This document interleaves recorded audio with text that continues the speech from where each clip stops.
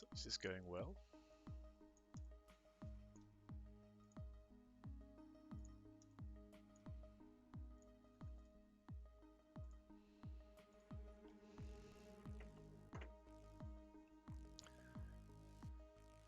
Let's keep on keeping on.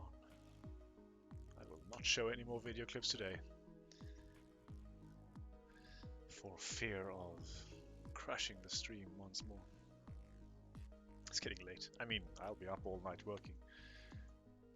I was going to paint for a while, for a long while, and then I was going to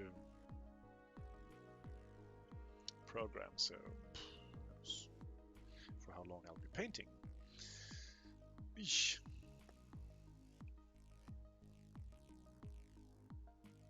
Oh, come on, what's the picture? Nope.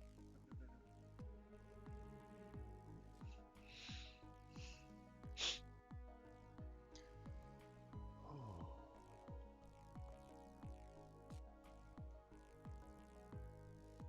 Too much paint.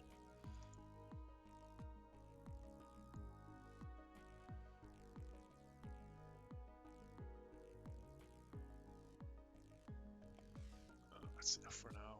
I'll do that with a finer brush later. It looks decent enough, I think. Will suffice for now. What we will then do? Oh, right, the lower tier. I'll just raise the easel, I think. Yep. What do we want there? In that dark space there. I haven't really considered that. There is no mirror on that side. There's just another alcove. Or actually, I guess it's a portal. Alcove. I have not decided. Well, there are some bookcases in that alcove. No, sorry, it's not. Forgive me. So, more bookcases? Or maybe some pictures. Yes, we can do that. Like we have done up there. See, I've painted some picture frames up there. Let's do that down here. Let's have some variety.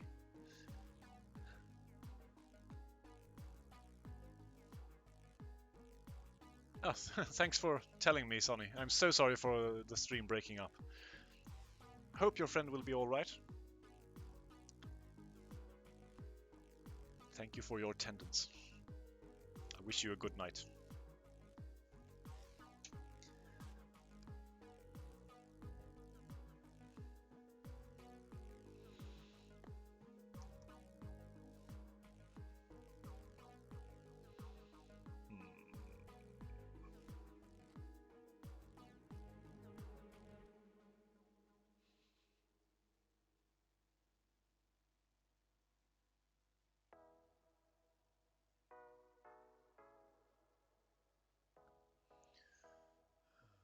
So we have stuff standing in front of the picture frame here? Maybe like that. Yeah, let's do that.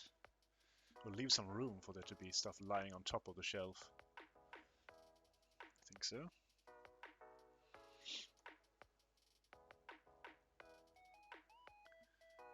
Just indications here for the moment. Actually, I think we'll actually paint with some color in just a few moments.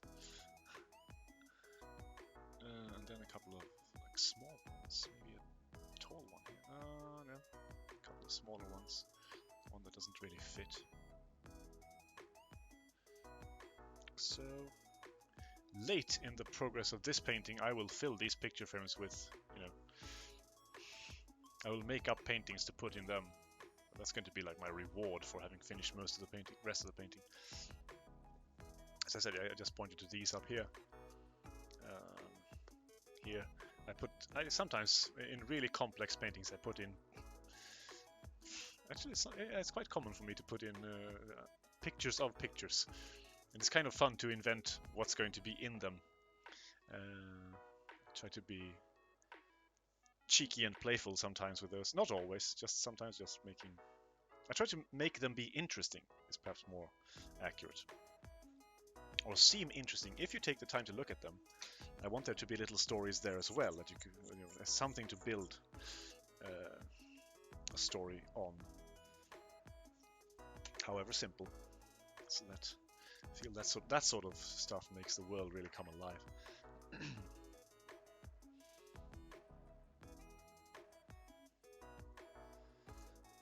But for now, we'll just sort of indicate where they are, and how large they are, so that I can paint around them, all the other things.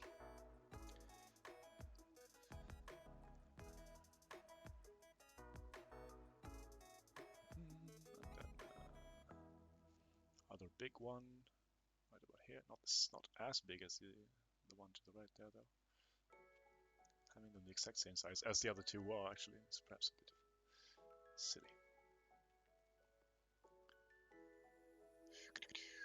Maybe nothing in the corner. Maybe there's something standing there in the corner. It could be a bust or a little sculpture, or who knows. I'll do this sort of same thing over here.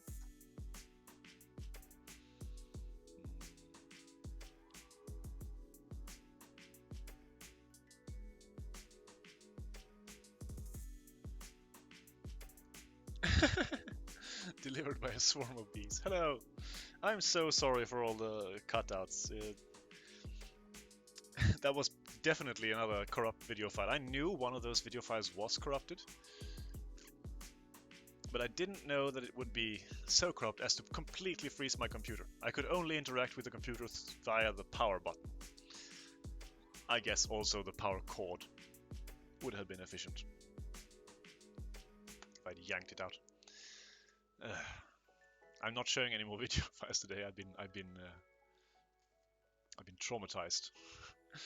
I'm going to check them so very carefully before doing that again.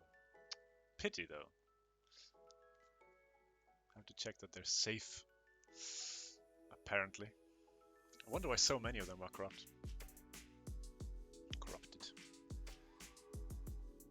I know why this one was though. I remembered it being corrupted, and that's why I never showed you guys the films, the video I recorded in Switzerland, because the video files were corrupted when I moved them from my laptop where I'd stored them to my desktop by using a rather untrustworthy USB drive, an old one. But these ones, they were,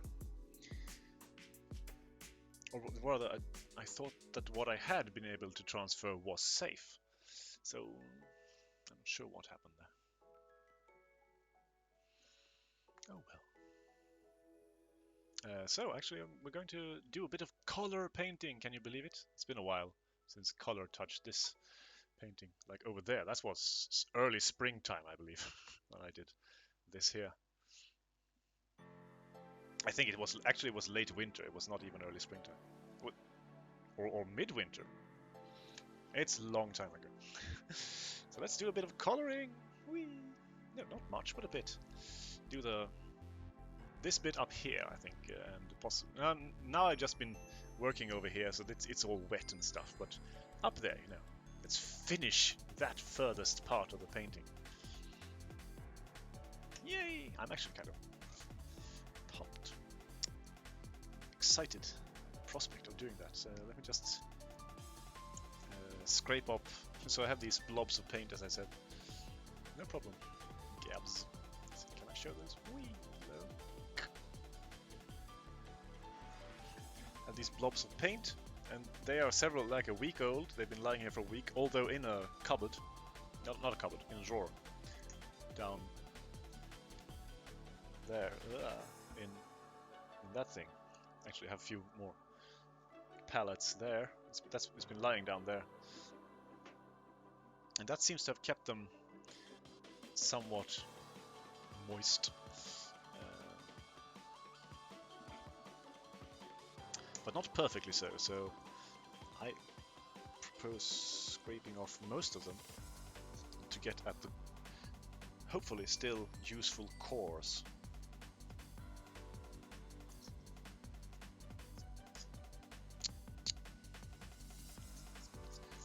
I seem to remember that the red is quite good at keeping its moisture. So these colors obviously are made with different kinds of basic chemicals, so they actually have different properties. They don't dry equally quickly, for example. And I remember once a blind painter, yes, such apparently exist, that I saw on television, so it must have been ages ago, actually told that he used the texture of his oil paints to know which one was which.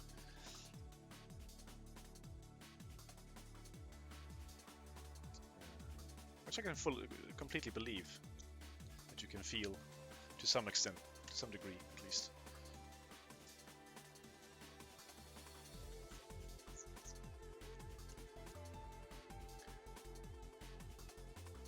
Okay, so I think that might be enough. Let's make some... I think we can use this gray here to make some brown. Yes, we can. Drew some yellow and red. We need more red than that, obviously. Let's put it down here so it's easier to see. It's very red. Let's bring in some black. And usually I should make it like a gradient, something more to the, something a bit yellow, more yellow, something a bit brighter. So I can then pick and choose from between these. Hello! Welcome back! I mean, I should be saying I'm back all the time, right? And also, none of my streams have actually been saved. None of my video files have been saved, because every time I've ended a stream, it's been because of a computer freeze-up, so those files have just disappeared or been completely corrupted as well. So this will not become... I guess it might be saved on YouTube. I don't know. I'm curious if it will be. Probably YouTube takes care of saving it partially, but I don't have a record of these streams. That's not a huge deal. These streams haven't exactly been terribly significant. I mean, I'm talking about these evenings. So, what do you say, Gabsy? Does this look like bookcase brown to you?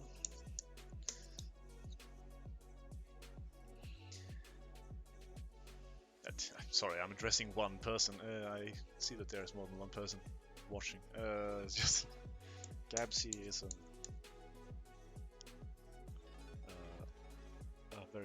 recurring viewer. How do you say that? How would you say? How would you express that?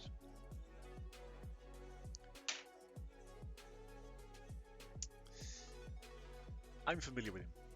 Bookcase brown, thank you. So let's return to those. That's the way I swiveled last time. And let's bring the easel down a bit. Hello, hello, distant bookcases. There we go. I'll just move on over here a bit. Need to reposition myself. So the easel can't go further there. The desk is in the way. So I have to reposition things just a bit to get a comfortable working position. I think we're there. Good, good, good, good. And I'm probably going to use this one as well. Finally. It feels so good to make some progress on this painting again. Since this painting is part of my book, which has been on hold for as long as the painting, obviously, it feels even better because it's also progress in a far larger project, the book project. Hello, Mando. So sorry for all the hiccups, or should we call them throw-ups? Violent or annoying interruptions in streaming. Really sorry about it. And thank you all for being so very faithful and coming back to display a lot of trust for me by returning all the time. I'm not going to show any more videos. I think that's what's been...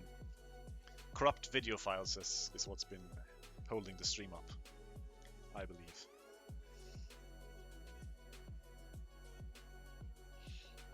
Okay, so Bookcase Brown, people.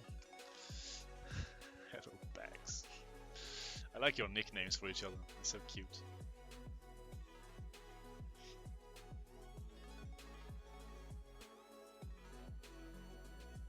It's quite chill music, by the way. Let's save it to the liked list. That list needs to be updated. I should use a smaller brush. I don't feel confident not messing it up with that one. It's huge.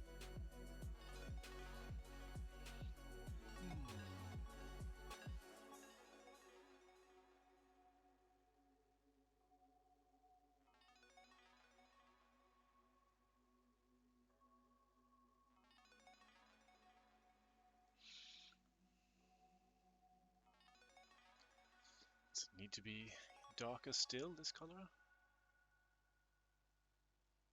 Maybe so. Maybe we can put in highlights somewhat. And I mean the innards of these shells, the inner parts need to be darker still, I can tell already. We're going to do that. Look at this, Mando. I'm actually finishing part of this painting. Like, you can see these parts down here that are basically finished. Have been that for forever. It feels so good to finally make some progress with painting. The way my life has changed with so many more projects going on at the same time. I really shouldn't be taking on such huge painting projects as this. But I wasn't really aware of how busy I would get. I mean, it's on me. I took on all these new projects, full well knowing that it would claim lots of my time, and I love it. But obviously, working on this kind of a painting requires so much time. I shall try to keep away from making such big and complex ones for a long time. Maybe one every second year or something.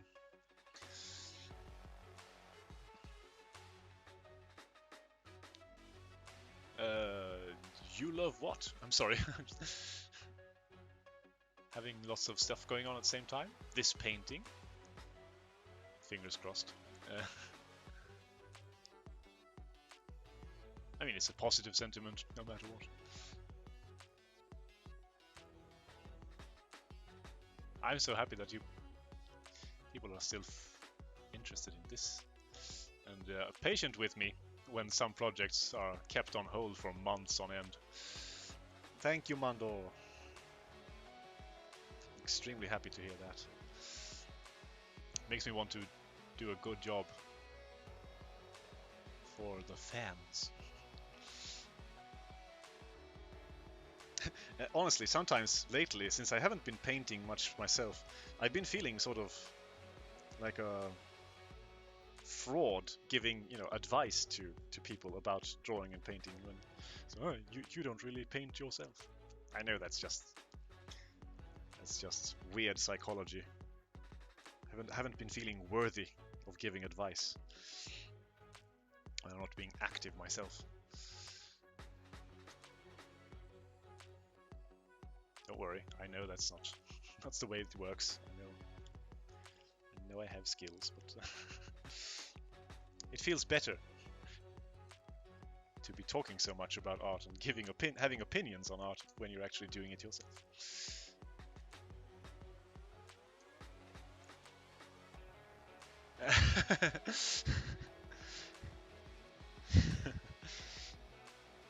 I guess I sort of knew that.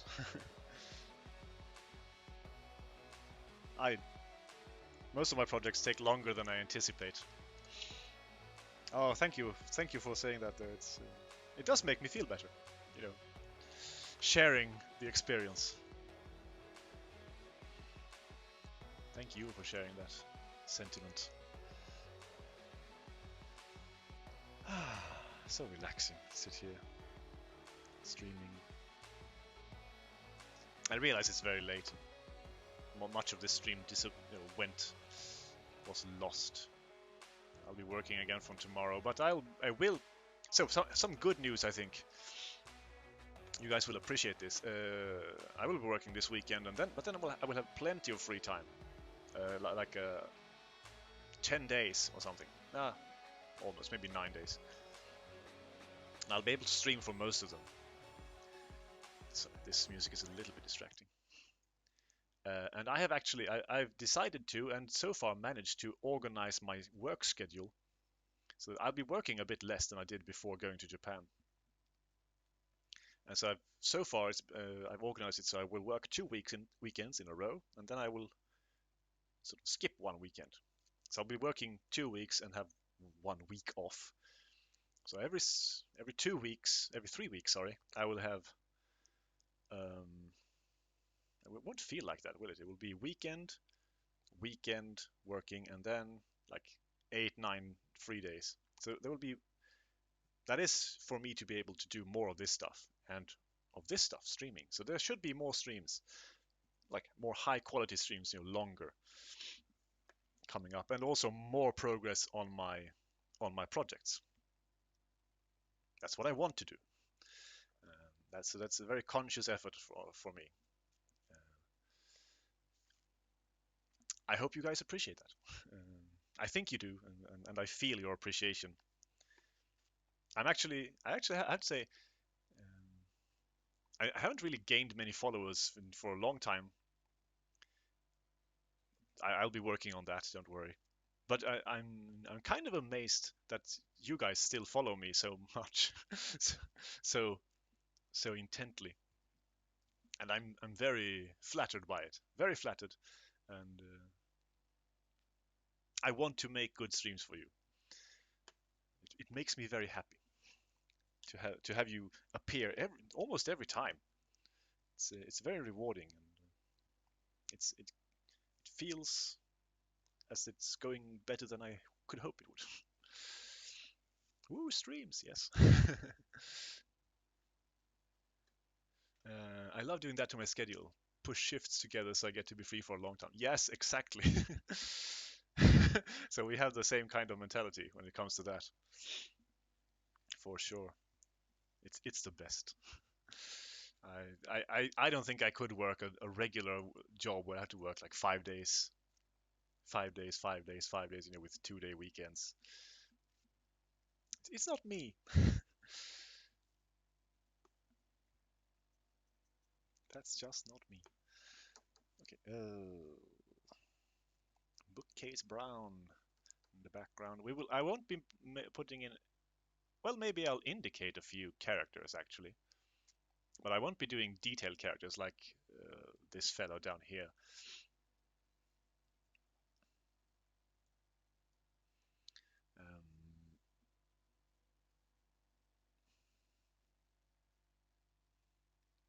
But maybe we'll indicate a few characters.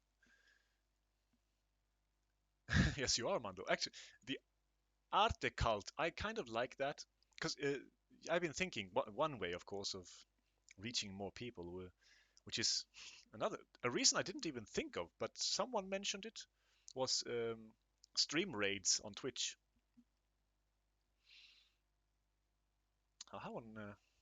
Who mentioned that? Was it was Mando? Maybe.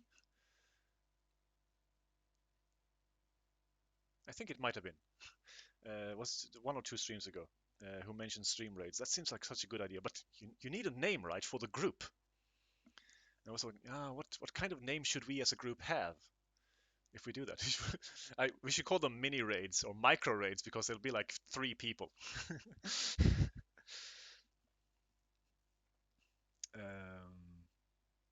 The arte cult sounds good. I like that. Well, Mando, I'm sure the hive will be waiting for you and welcome you back once you finish your long work shift or working period. Welcome you back with open heart. I'll try to attend more of your streams. I really wanted to today, but I felt I needed to stream myself. Yes, I've been starting to understand this. I mean, I kind of look up new people sometimes, especially, but you know, when they're suggested, of course, you look them up. And but it's slow work. I don't want to expand my viewing my viewing schedule too much because I'm quite satisfied with what I have. You know, uh, subscriptions on YouTube and Twitch. I really don't follow many people on Twitch at all. It's quite rare that I watch streams there. It's actually one streamer called One Shot Girl. She plays enormous amounts of Fortnite. She was the one who got me into battle royale games, by the way. A few years back, I found her YouTube channel. So she was on YouTube, streamed there, made videos and streamed there, and then she transferred to Twitch slowly. So she's basically the reason I came over to Twitch. Um, did you know that there's a subscription service on YouTube? You can subscribe to people. That's the only person I'm subscribed to. I mean, and that's a monetary subscription. Sorry. So you know there's subscription, but there's also monetary subscriptions. And this is not a plug for myself because I don't have enough.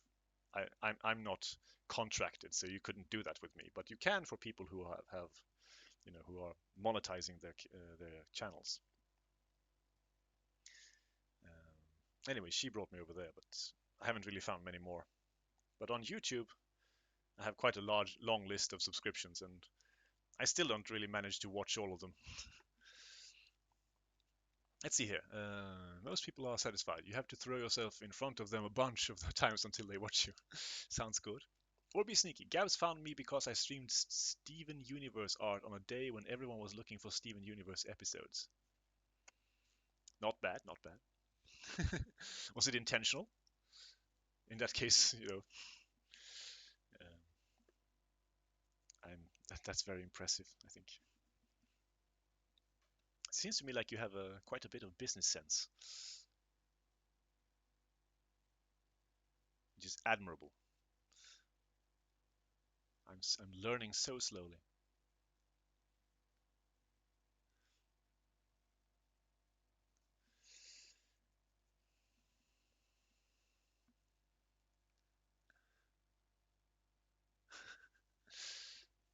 Should I turn on the music again? Just a bit. I hope it's not too loud. I'll lower it a bit. It's nice to have a little bit in the background, but not too much, right? For me, not to for it not to be overbearing in my earphones, it has to be on my computer. Volume has to be on like 2-4%, 2 to 4%, which is I think it's 2 now. Oh, now it's 2. 4 is also okay. I'll put it on 2. If Steven Universe didn't exist, I wouldn't have met. Oh, really? Mangrove. Interesting.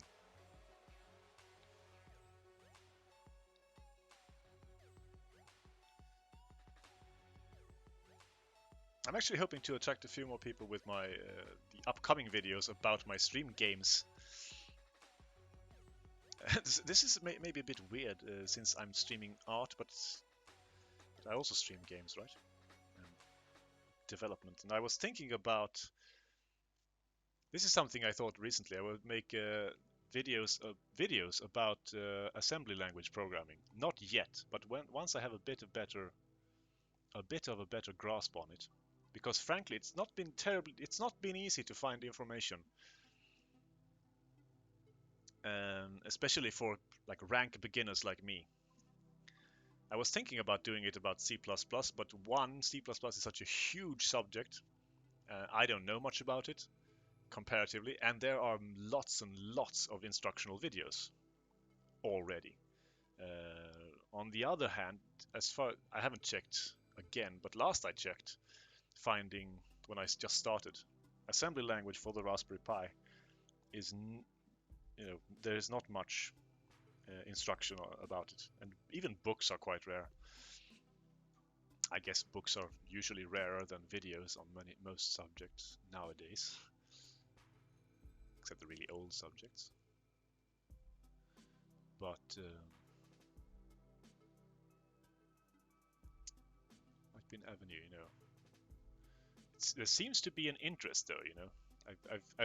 I've discovered lots of people on forums asking the same questions that I ask or want to ask. Just not getting very many good answers. So maybe I can do something with that, I thought.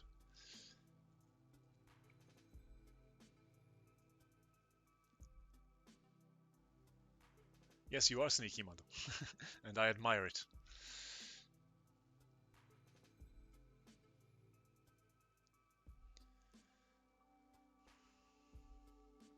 And yes, Gabsy, I do agree, Bookcase Brown should be an official color.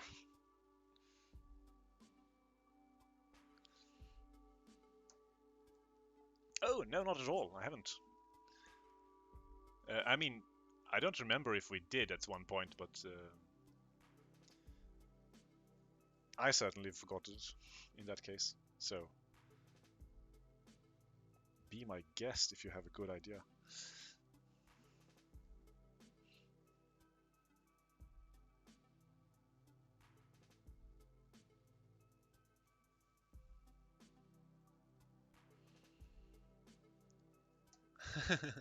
Thank you, Mando, and thank you for hanging out. I know you don't usually like to watch stuff late, so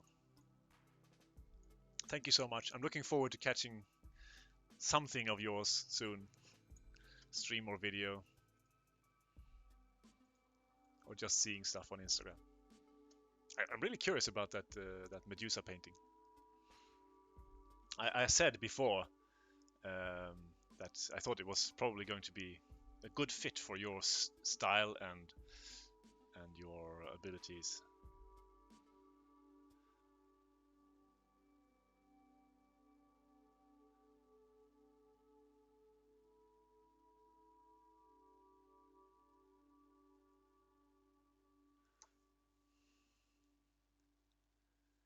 Huh?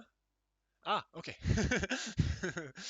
I kind of got that they were names, but it had slipped my mind that you were suggesting librarian names, so I went, what?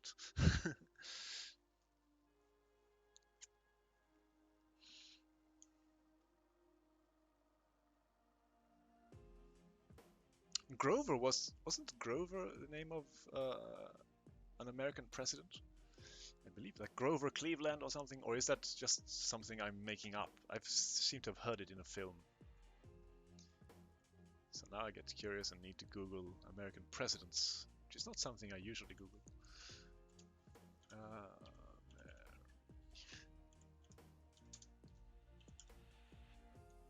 List. Please.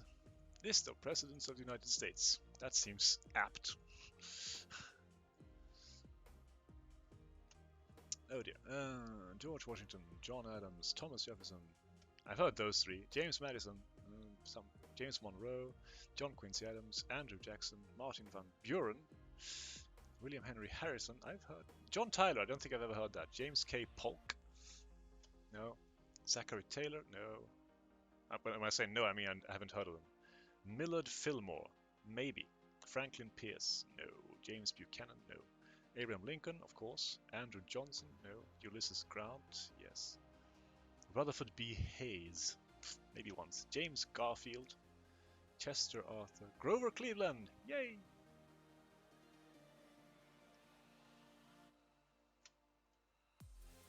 Oh, he was president twice, but not in consecutive administrations. From 85 to 89 and 93 to 97 of the 19th century. Obviously. I guess they were also the 18th century. Very end.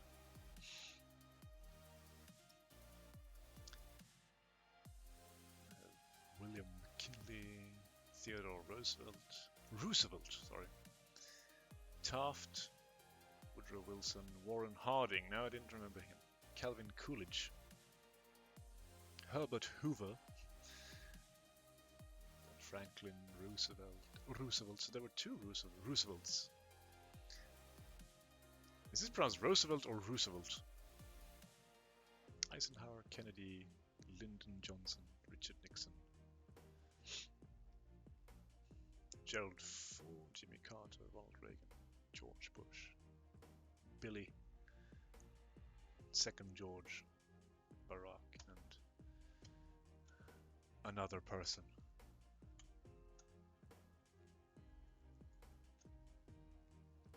Never knew Grover, just sounds like a name of a tree in my opinion.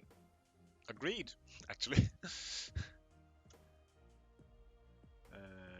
I like Malar a lot because it just reminds me of Tolkien, uh,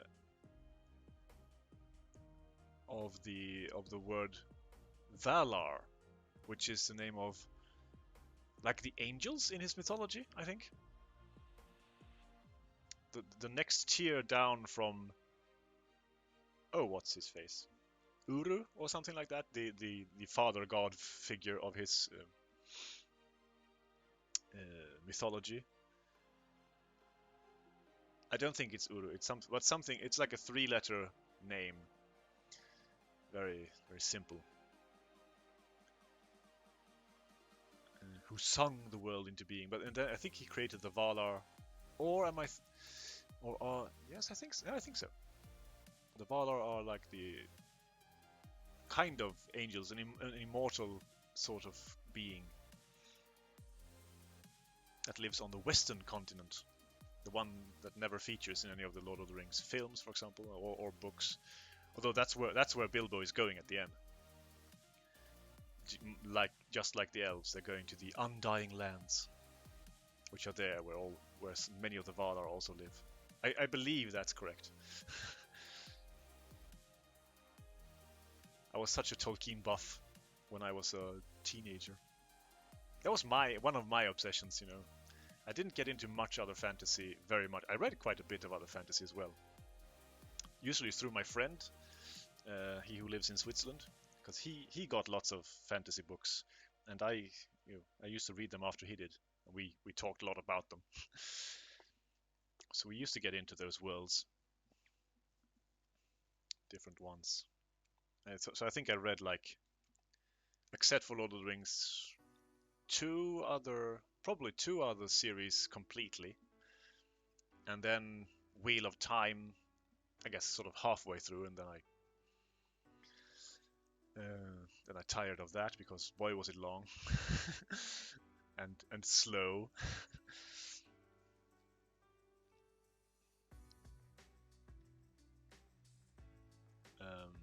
I mean, well written. I felt. I mean, it was certainly a compelling world, but it moved too slowly for me in the end, or towards the middle.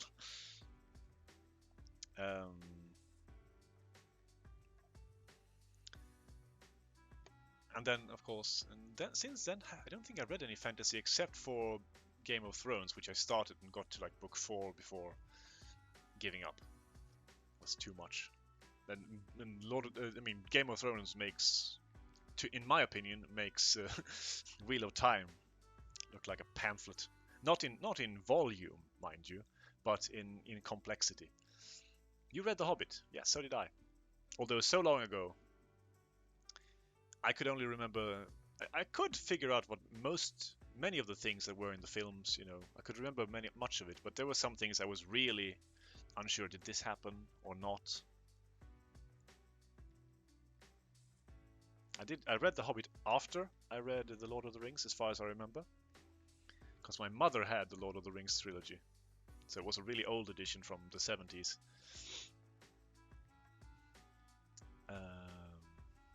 And then I got The Hobbit at some point. I really liked it, actually.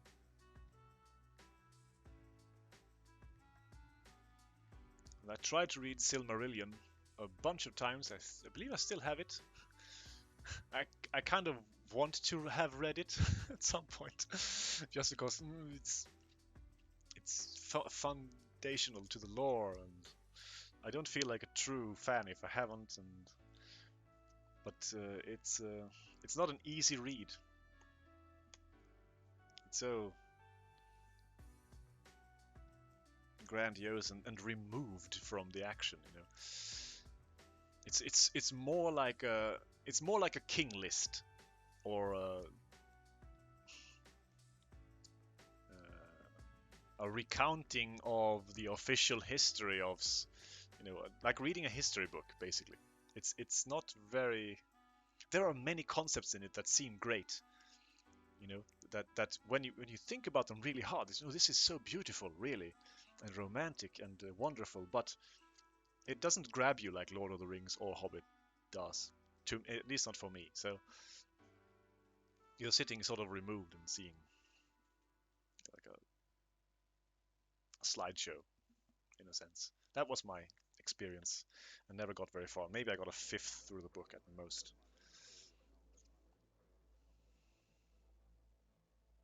It's been been like 20 years since I made a proper try, I think, or thereabouts. It's a beautiful copy I have though. The picture on the cover is great. Kind of want to show it now. That makes you really pumped. It makes you really want to read it. Tell me about something you got into. If you've gotten into any kinds of books or series.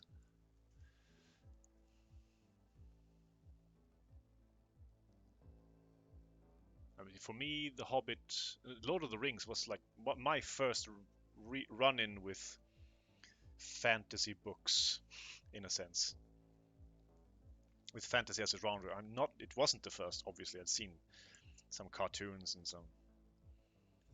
I read some comics. Let's say it was my first run-in with what one might term serious fantasy, like hardcore fantasy. Reading, that thing that El Narnia was actually one of my first run-ins with fantasy. That's true, but only the televised form, an old series. So I watched Narnia in the 80s, both the live action and the and the animated film, which I don't think there were more than those versions back then, but those were shown often in Sweden on Swedish television, so like every year, usually around Christmas, I believe.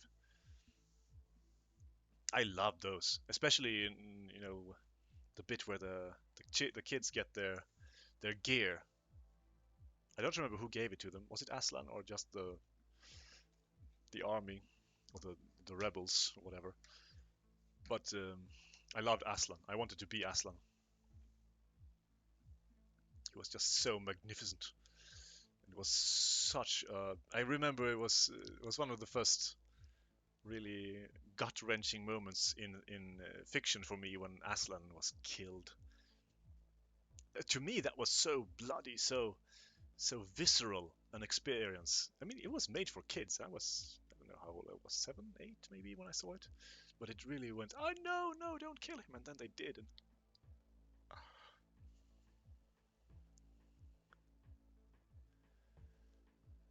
Uh, and I guess that was, it was episodic, so we didn't get to see him return until several episodes later or something. Yes, I guess it was a BBC series. Let me see if I can find that Silmarillion book, though. I've been tucking away so many of my books, but it might be around here. So give me a second, right? I'll navigate out of this area here. I've hemmed myself in.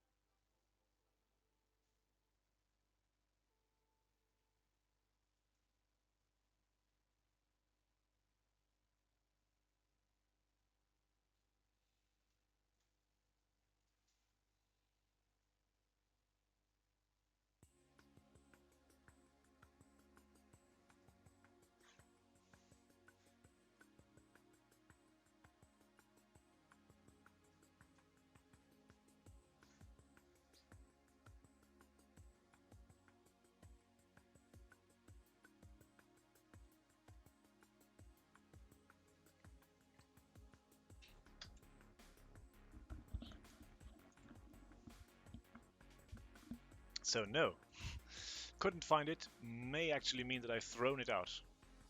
You know, trashed it. Because I was very strict. Only preserving books that I really like and really read.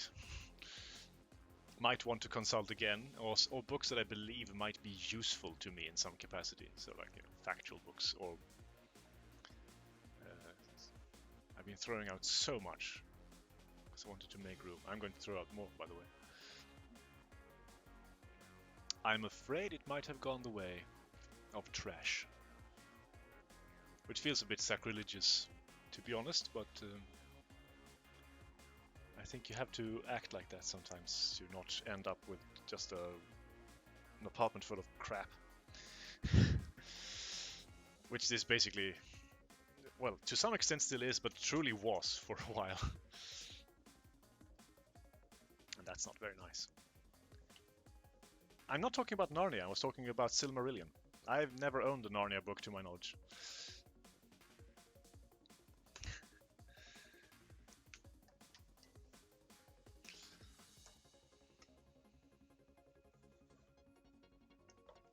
Do you know what Silmarillion is? It's a kind of... It's basically what I said. It's a collection of stories vaguely... sticking vaguely together, I think.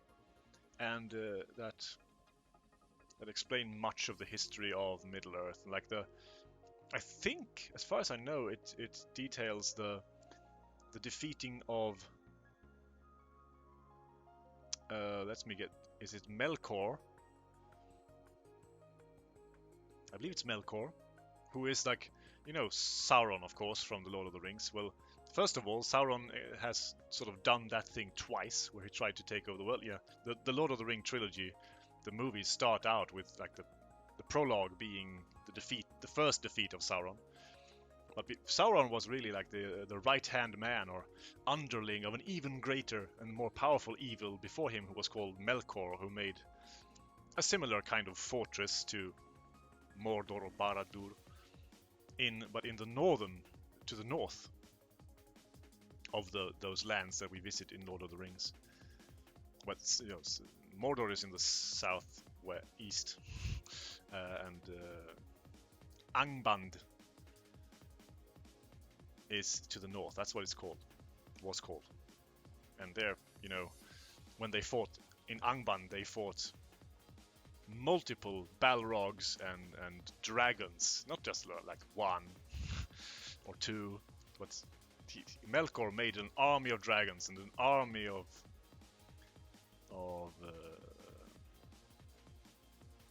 Balrogs. So like those battles were made the battles in Lord of the Rings and the struggles in Lord of the Rings seem pitiful by comparison.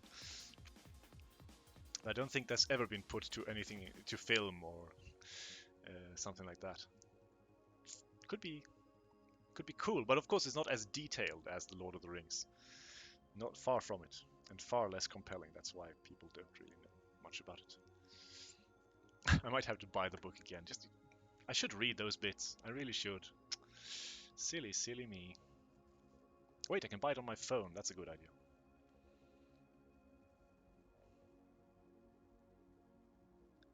Okay, so you like Narnia. What's your...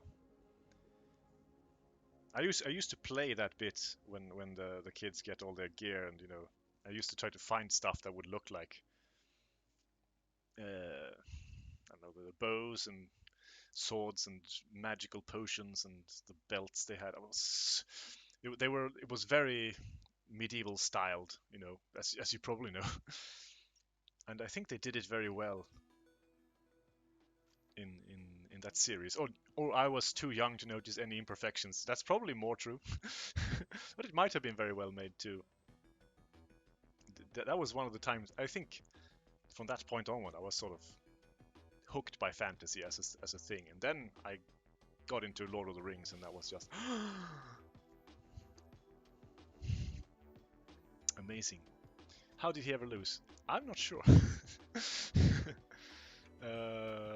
Just as far as I know, it just says they fought, and the good guys were victorious. But remember, I don't know if the Ents were in on that. They might have been. So there were also far more Ents and Eagles back then, and they were, you know, more elves and men were more powerful. Men were more like Aragorn back then than they were later. So the good guys were also more powerful. Or, you know, the good guys. I guess that sort of a bit depends on your point of view, but by traditional standards. Horse and His Boy is the best Narnia book. I'll have to take your word for it, because as I said, I've never read a Narnia book, which is perhaps shameful. I do believe you. I think Narnia is just very well crafted, as you know, is building on the imagination of children with that the wardrobe thing and the mystical land you can go to, escape to, the dreariness. It's basically the blueprint of fantasy, right? As not only as I don't mean the styles or the conventions. I guess Lord of the Rings is even more a blueprint of fantasy in that respect, but Narnia is it as a concept, like a blueprint or a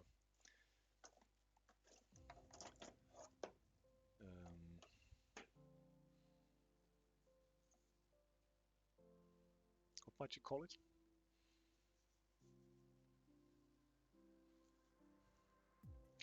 Grief.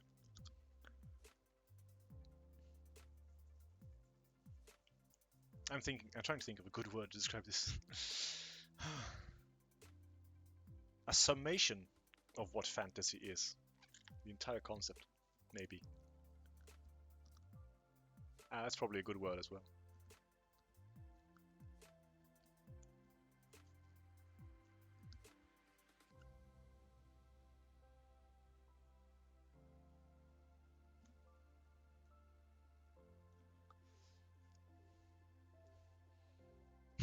So now that's not deformed at all.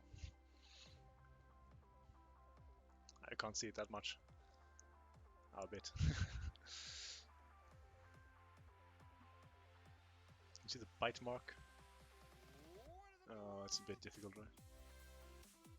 There we go.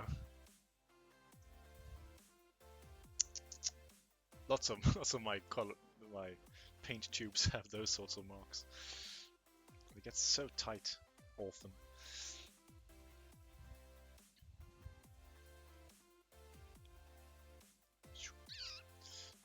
A boy. It's about a boy who a horse adopts. Okay. I'm not particularly well aware. I might not have seen all of Narnia. I don't know how much those. As I said, I did watch. So I watched the animated version, but I think that was called The Witch in the Wardrobe, and then that animated series, or the BBC live action, was probably about the same, almost. So, but I'm not sure which part that was. I have very, very, very fragmented memories of this. Only a few pictures, you see. I have a better recollection of the Witch in the Wardrobe. Because I know that the BBC, the live action, I don't know if it was BBC, but probably. I know the live action series started with the same story as, or featured those same elements from The Witch in the Wardrobe, which was like the animated series. I don't remember how far I watched into the series. I think I watched the entire series. And maybe you know this better. I guess Narnia it's not all continuous, right? It's sort of based in different. The children age up a bit, right? And they return to Narnia at different points in their youth. I seem to have understood, and I know this mostly from You know, I saw the first of the recent Narnia films, like from the 2000s or noughties, I suppose. I think I saw the first of those. I didn't really like it, but that might have been because I was, I guess, by that point, we had just seen all of the Lord of the Rings had just gotten out, and we were at, I guess it came out towards the end of the Lord of the Rings trilogy, or between Lord of the Rings and the start of the Hobbit or something. And epic fantasy was so big, so everyone was doing that, and I was getting kind of fed up with it for a while. Especially those very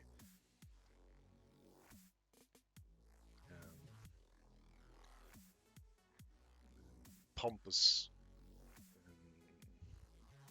grandiose battle scenes, which we had gotten like a ton of in Lord of the Rings. So when I saw Narnia, I was, yeah, it's there. It's high fantasy, but I couldn't really get into it again, and I didn't have the same. I didn't have the same close relationship with Narnia as with Lord of the Rings, because Lord of the Rings I read later, read it in my teens, and reading it is more involved than seeing it. So I had a closer relationship with Lord of the Rings altogether. Horace and his boy was when the four kids were reigning. Okay, so they became royalty at some point. I seem to have I got impressions from seeing the various posters for the various films. Like, oh, now they're older, and now they're and also trailers, of course. So I had some super vague grasp of the structure of the Narnia stories. So I like to think of my childhood memories of Narnia, because those are fantastic. And I think if you saw them, if you grew up with the movies, you probably love those. If they're your first meeting with that sort of your first significant meeting with that sort of media, then they're probably great. I was kind of saturated. My mind was saturated by that time.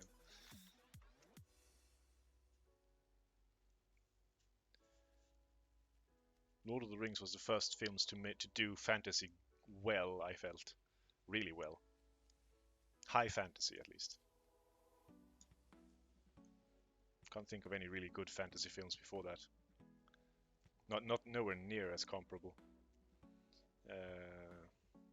The the quality certainly went up after that. So had Narnia films come out without, and there weren't any Lord of the Rings films, I think they would probably have ranked among the absolute best for me as well. Like, they would have been as good. But I was satiated. His Dark Materials series had a BBC, and unfortunately you might not be able to watch, but the His Dark Materials series had a BBC and HBO adaptation, and it's awesome. So is that C.S. Lewis we're talking about?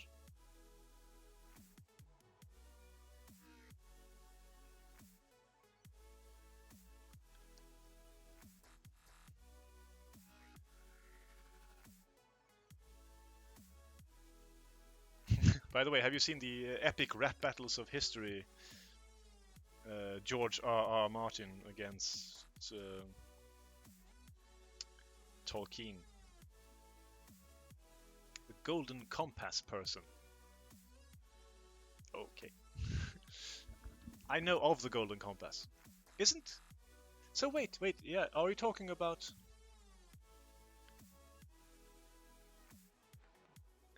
Who hated the Narnia person? I had no idea about this. So is the Golden Compass contemporary with Narnia and Lord of the Rings, you say?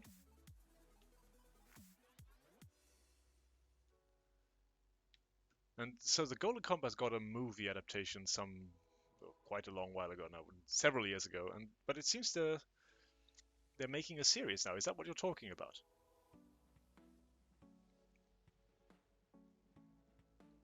Because I've seen some trailers very recently. Probably something actually advertising HBO streaming services. I've been thinking about getting HBO streaming services. It's not called that, it's just what I call it. Because I don't know what it's actually called. Something with HBO, most certainly. Because they seem to have a lot of high quality material. Okay. Yeah, I think I know if it's set in the same world as a Golden Compass, because I recognize those polar bears with armor on them. I think I seem to recall reading that they are actually sort of a sentient species, an intelligent species. Something about being bonded to their armor, or their armor being almost part of their person. Stuff like that. Sounded quite cool.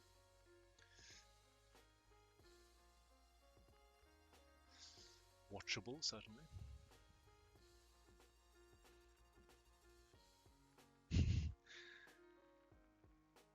Golden Compass is a part of the His Dark Maternals, I guess you will mean material, series. Okay. So, when you say His Dark Material, is that about him only, and is it sort of... So it's sort of... So they're making a TV series on about several of his works that have a dark slant, or more serious slant. Slant. Slant, slander.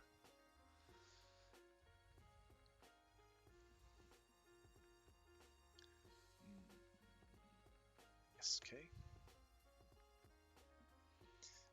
To deepen the shadows back here a bit.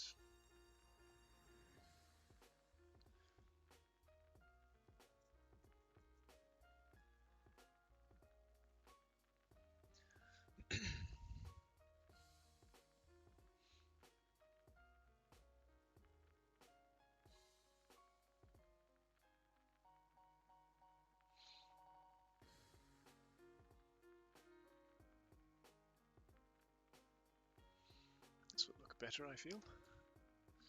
Give more convincing depth to this. I for a while thought that I would keep this bright because there would be light sources in there, but maybe I'll keep that to a minimum. Might suggest them, or draw them as very bright lights and still have this darkness behind as contrast. We need deep darkness in... This is going to be quite a dark painting overall, and so the very furthest parts should be very dark to have any chance of seeming to be far away compared to the closer, slightly less dark areas. No, the book series is literally called His Dark Materials. Okay. And contains Northern Lights, Golden Compass, and the third one, which I forgot the name of. Okay. I see.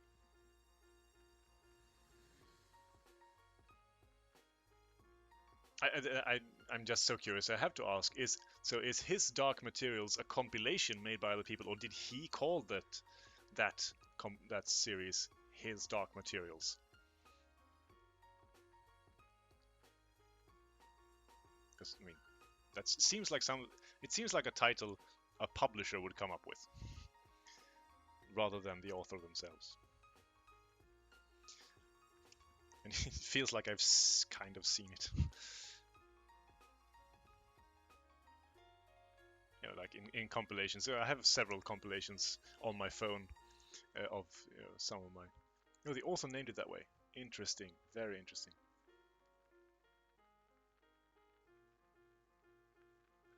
Okay. Oh, some points for originality, I feel. I don't know how original it was, but it doesn't feel as though many authors have done that. I might be wrong.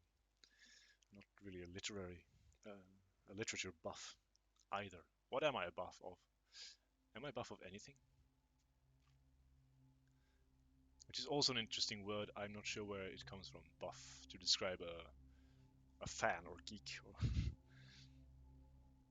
someone who is intently focused on or knowledgeable about something.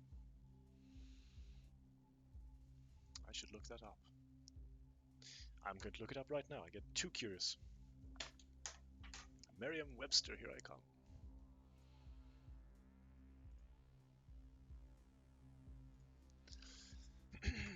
It's also a color, right? It's a shade of white. Is it not? Definition of buff. Noun, a garment such as a uniform made of buff leather. The state of being nude. Okay, such as sunbathing in the buff. Definition 3a, a moderate orange yellow. B, a light to moderate yellow. 4, a device having a soft absorbent surface as a cloth by which polishing material is applied. Right.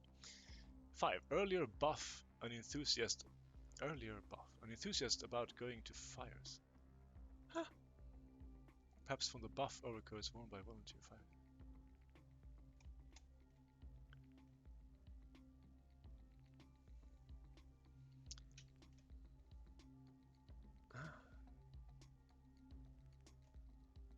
What? Okay, so I don't know if this format of definition, but it says earlier buff, an enthusiast about going to fires, perhaps from the buff overcoats worn by volunteer firefighters in New York City about 1820. Meaning fan enthusiast, okay? Well, I guess that answers that.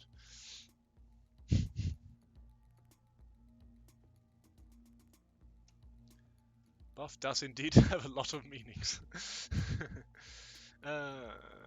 It was in rebuke to the religious nature of Narnia and made the magistrates the bad guys. Ah, I see, yeah.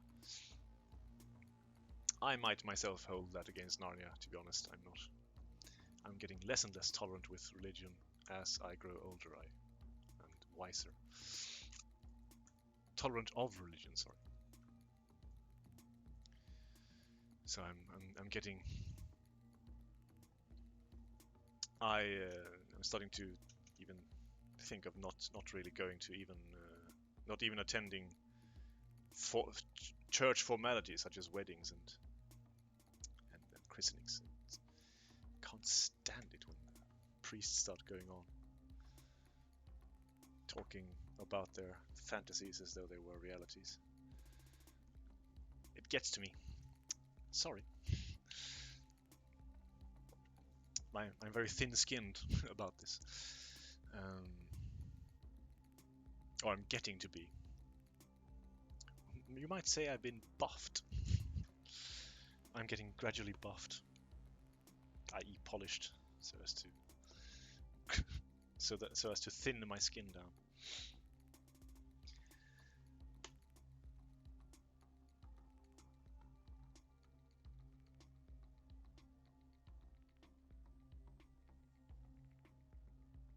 Okay. Now obviously these sort of pillars back here are really bright. We need to do something about them as well.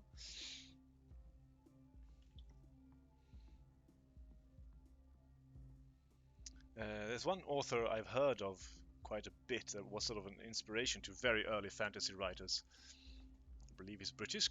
He was called at least Lord Dunsany. I guess he was a lord. And I haven't read his stuff. It seems quite interesting. It seems to have been an inspiration to so many of my favorites that came slightly after him. So I'm looking forward to checking his stuff out. I'm going to check... What is this name of this author? This one you're talking about. Can you... Would you mind finding out for me?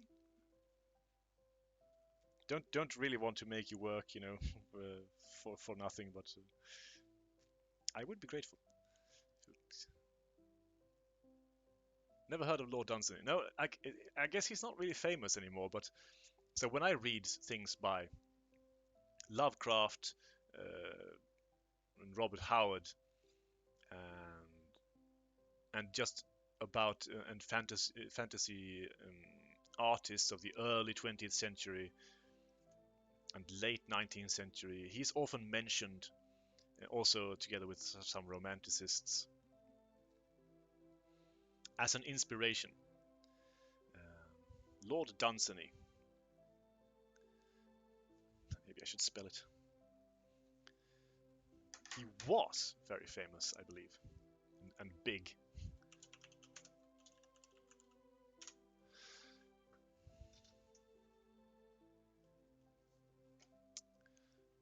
Certainly an interesting character.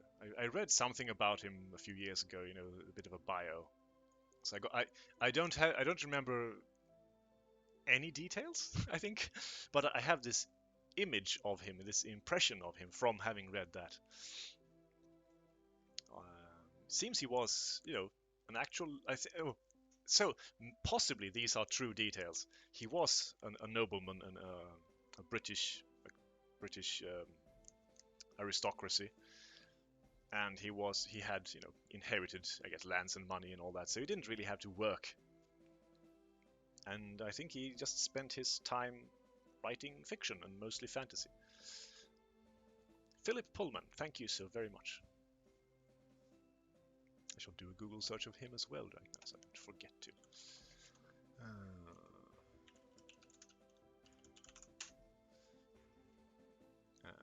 We'll look him up on Wikipedia, and then we'll go. Oh, Edward Plunkett, 18th Baron of Dunsany, was his name. 1878 to 1957. Was an Anglo-Irish writer and dramatist. His work, mostly in the fantasy genre, was published under the name Lord Dunsany. More than 90 books of his works were published in his lifetime. That's quite a few. Dunsany's oeuvre includes many hundreds of published short stories, as well as plays, novels, and essays. He achieved great fame and success with his early short stories and plays, and during the 1910s was considered one of the greatest living writers of the English-speaking world. Wow, that's quite a claim. He is today best known for his 1924 fantasy novel, The King of Elfland's Daughter. Okay, never heard of it. He was the inventor of an asymmetric version of chess called Dunsany's chess. Okay. So it seems like I've been a super fantasy geek, right? He would so have played D&D had he lived in our time. Wow. Born and raised in London to the second oldest title, created 1439 in the Irish peerage, Dunsany lived much of his life at what may be Ireland's longest inhabited house, Dunsany Castle near Tara. Worked with W.B. Yeats and Lady Gregory. Is that Yeats or Yates? Received an honorary doctorate from Trinity College, Dublin. Was chess and pistol shooting champion of Ireland and travelled and hunted extensively. Died in Dublin after an attack of appendicitis. So I guess you might say he probably seems like he lived the dream life of any fantasy geek.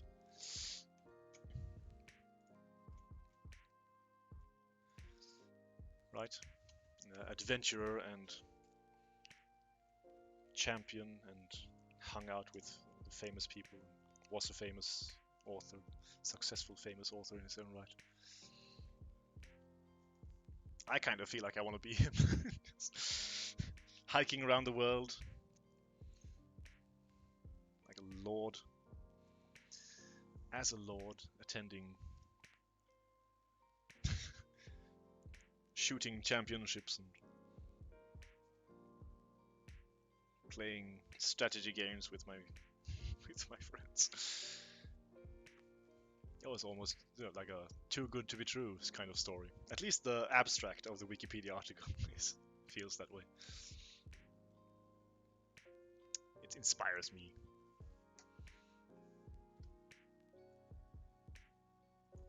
Kinda. Has to be said.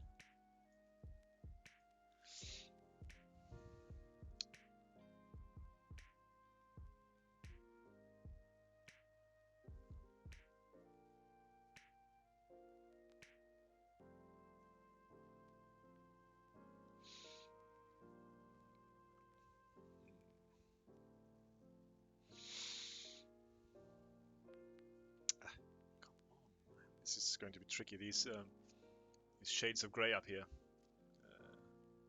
between these arches. Look, this arch and this pillar now have the same color. That's not good. We can't have that. They need to be separated. And also, of course, I can't give the arch the same color as the furthest background. So what on earth am I going to do here? Strange name for a book. Which one?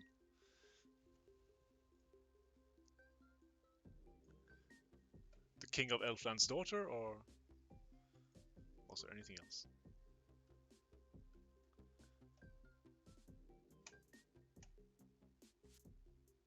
I guess it's kind of strange to say that.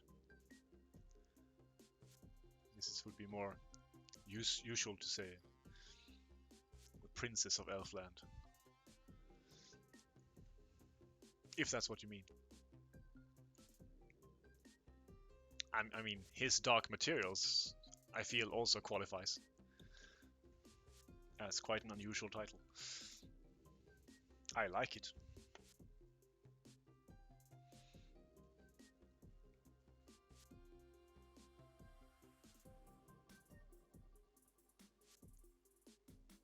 It feels like kind of a marketing ploy, but it also feels like it would be a successful one.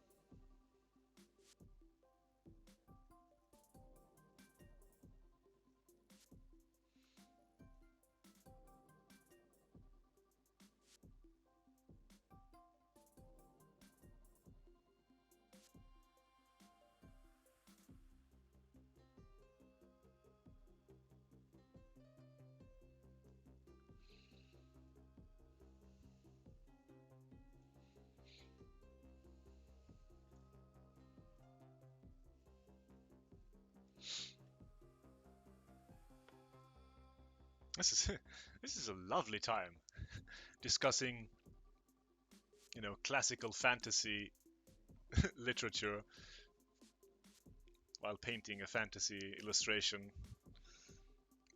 and streaming with lovely viewers.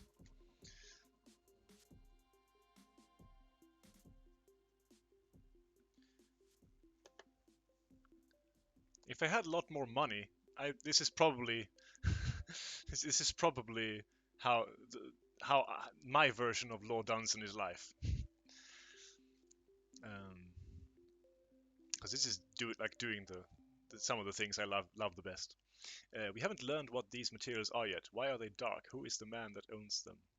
Ah, you're talking about that one.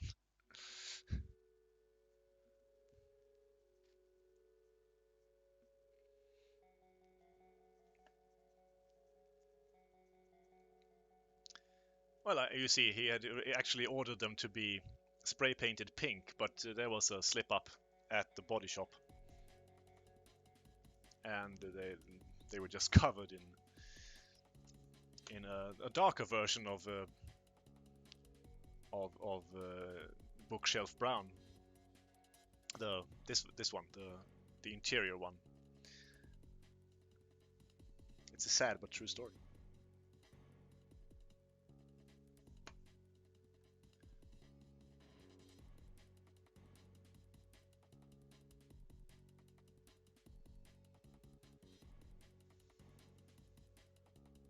How about that?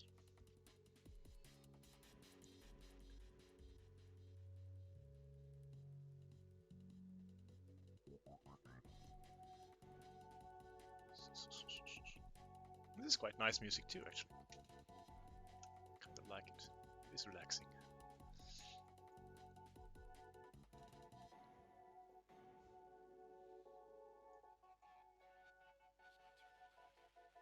Otherwise, when I hear a book called like his Dark Materials, then it just makes me think of mostly Lovecraft. Those are the darkest tales I've read. Well, I mean, in a romantic way that I like. The darkest stuff I've actually read is, apart from some real life experiences, which is more documentary, I I guess. But fiction would be Game of Thrones. I'm happy I read it. I'm happy I gave it a chance and tried to read it, and I got as far as I did. I got a good understanding of his writing style, and I think it's good. I like the style. It was always, it was full of surprises. It's just that I couldn't. No problem. Thank you for hanging around so long, Gabsy. I'll probably just finish this section and stop myself, because I probably want to spend the rest of the night coding. I haven't coded at all yesterday, not Monday either.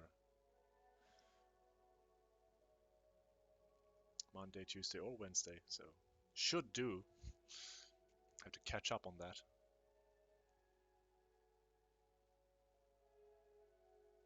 Thank you so much for hanging around. It's been great. Sleep well.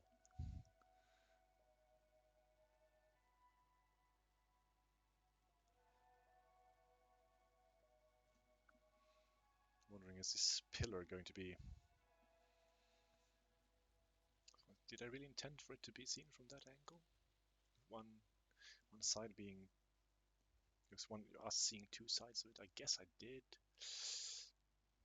How do I show that clearly? Maybe I should just have it grow lighter towards the corner.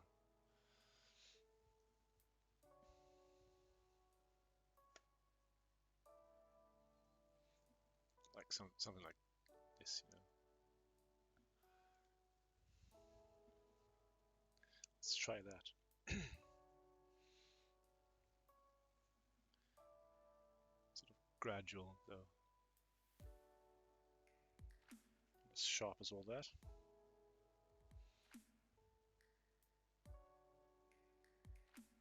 I can make one side slightly brighter, right? And maybe go darker towards the top, in general lighter towards the edge, the corner edge.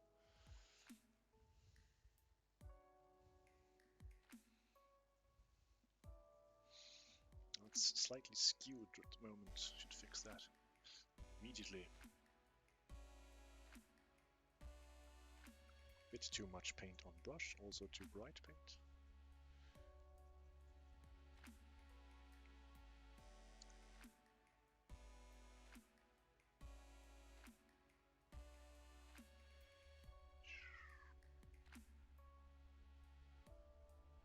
I think we'll actually do a bit more of it. Let's put just a tad more dark in here.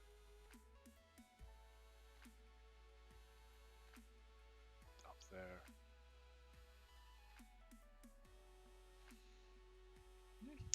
I think that looks good. Do something similar over here. You can barely make out the difference between these different shades of grey, so might work on that a bit more still, but for the moment, I'm kind of happy with it. That did not go as well, but I've yet to darken this archway as much as the left one. So if I put in a bit more black here, just a tad, or dark grey rather.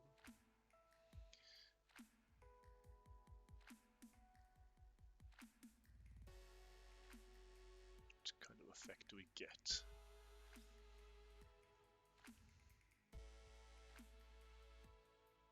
It kind of works here.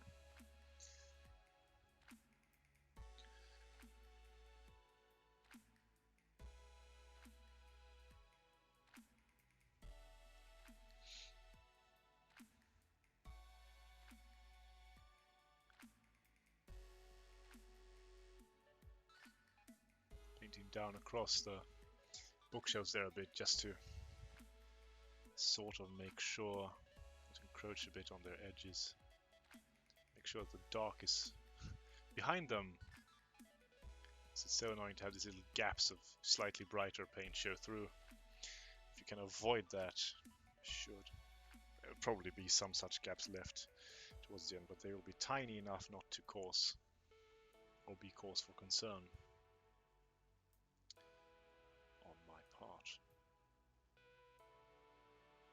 We might polish this later. Sure we will, or I will. Move that. Make that shelf a bit taller. A bit darker in the recessed area. Oh, come on. Sometimes you think you're picking up a value of paint that's slightly different, of a hue. But you know, you can't always, if they're very sublime, no, sorry, subtle. Sublime means a different thing in Swedish and English, I have learned recently. Basically, sublime in Swedish means what subtle means in English.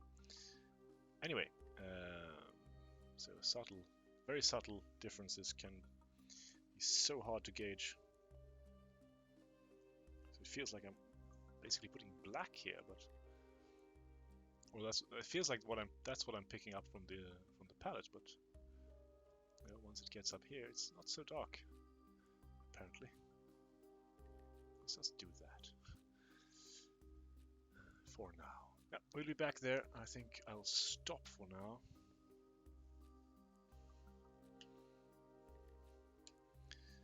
This is going relatively slow, but actually we got quite a bit done today. We didn't only paint there. I'll pull back with the camera just a bit and sort of go over what we did. I like to do that myself, even when I'm not streaming. So it'll just be according to tradition, or in keeping with tradition. My personal one. So let's just move the camera stand back over here first. Take the camera off. I guess I could show it from here. It's quite nice to see it all the way from all the way back there. So we started over here by correcting this part of the ballast. Actually, we started. I'll bring the camera loose so we can pan and show stuff properly. There we go. First of all, I did these struts, support struts up there, together with that handrail. So we have all the handrail and support struts at least marked, more or less where they're supposed to be. I guess there should be a few more up there, just there, but there's nothing significant behind there. So, and I guess I'll do that when I finish the stairs. But I thought I wanted to get that in place and then work on what's behind the stairs, finish that section of the painting, essentially. So then I noticed, odd that I hadn't noticed before, that this balustrade was actually it was down here. It didn't line up. It lined up sort of with this one, but not particularly well with this one. Actually, now it seems like it's not lined up with this one properly, which I guess bothers me a little bit. In a sense, it bothers me quite a bit. I guess those two balustrades are actually two. This one seems okay because of the angle here. This one should probably be flatter, come to think of it. It should be more like that. I think I might have to change that again because I wasn't thinking when I was doing it. Yeah, there's a bit of a discrepancy there in how much they lean. You can see the different angles there on the book shelves.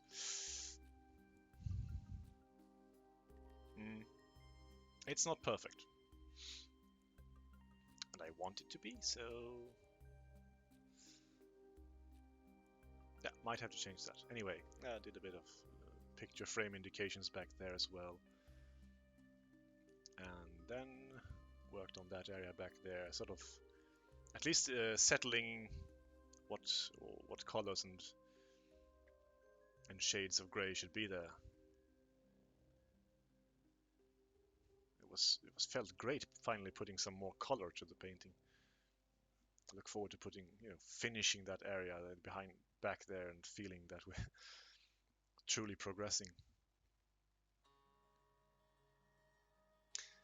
Anyway, I'm happy with today's results. Didn't get too much done, but since I haven't gotten anything done on this in months, almost like half a year, I think it is half a year actually, if not more. It's probably more. It's November already, and late November at that.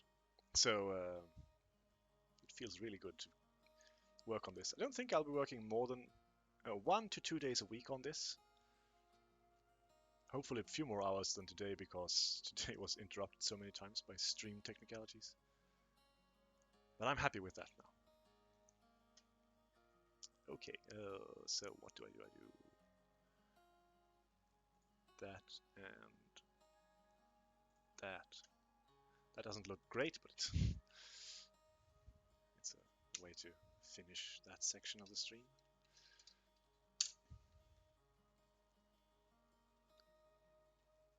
Question now, should I try to game stream on Twitch just a little bit? Not sure. No, I don't think so. Need to code. I'm not sure anyone will come to watch us on Twitch at the moment.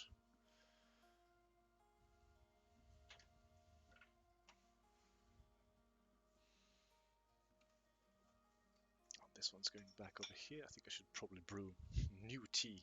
This one's probably gone entirely cold by now.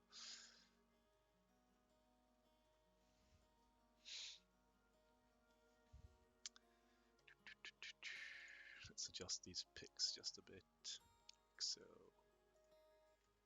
Ah, it looks marginally better.